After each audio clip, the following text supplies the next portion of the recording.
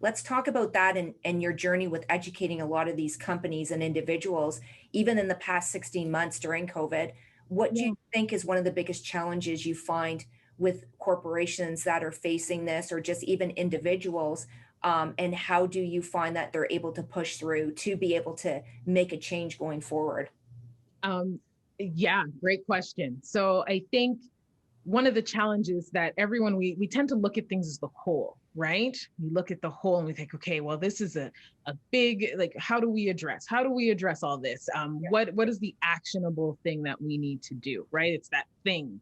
And I kind of I always go into organizations and I say, don't do the action bias, right? That's the you want to fix something, you want to fix something fast, you recognize there's an issue, and you haven't had the conversations with your employees, with the community, depending on what organization it is, to find out what is at the root, what is the real problem we're trying to solve, right? No two organizations are the same. Some may be may be more aware, some may be kind of, they've got problems. So, I don't go in assuming that every organization is at the same spot. So I kind of break it down into, like, ABCs of equity and inclusion. Like, we need awareness, and that's having the conversation, listening, lots of listening to lived experiences.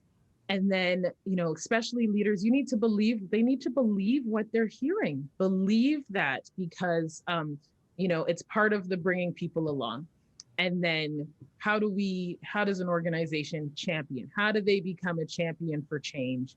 And then that may look like sometimes you're disrupting, sometimes you're dismantling something, but really breaking things into stages. And it starts with that conversation, that awareness, and then moving towards the action when you get to the champion and disrupting in some cases. But I think there are organizations who really are committed and recognize that there are barriers for their employees. The system is, if you look at the entire system, how do you undo?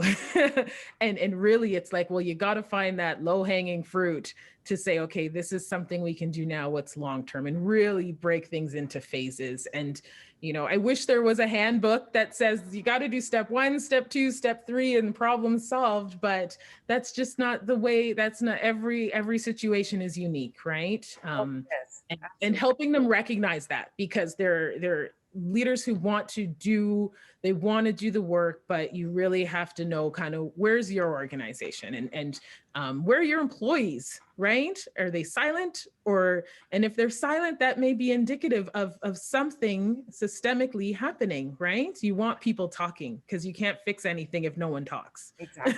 And, and you're right. Like, and I think it's education. And you know what? I think sometimes it's breaking it down from the beginning, where, you know, getting the definition of what is equity, what is inclusion. A lot of people are scared to even ask that, Colleen, Yeah. right? And I think it would be great that, I mean, while we're doing, let's break down each, just, if you can break it down into, just kind of beginner terminology so that people can understand it. And I think that a lot of people are scared to ask that question. You know what, Tracy? People are, and it's that uncomfortable, Yeah. right? It's that shame that, well, I don't know when I should know. Yeah. Well, how are you going to know if we don't ask? Yeah. And not everybody is going to be wanting to educate. That's why people will say, educate yourselves.